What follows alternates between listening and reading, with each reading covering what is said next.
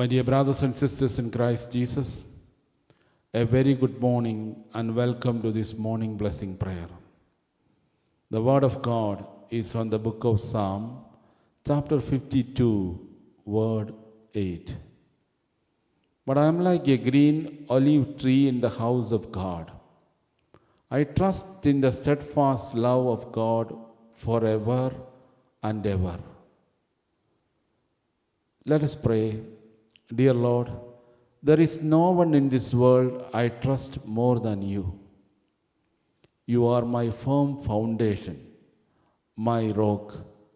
I love you. Amen. Prayer to Mary, Mother of Mercy.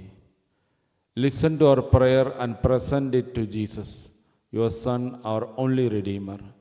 You who teach us the hidden and silent sacrifice, you who come to meet us sinners, we consecrate our lives, our labors, our joys, our illness, our pains to you. You, our hope, look upon us with kindness. Teach us to go before Jesus, and if we fall, help us to rise and return to Him. Confessing our faults, grant us a great love for the sacraments, the footprints left by your Son on earth.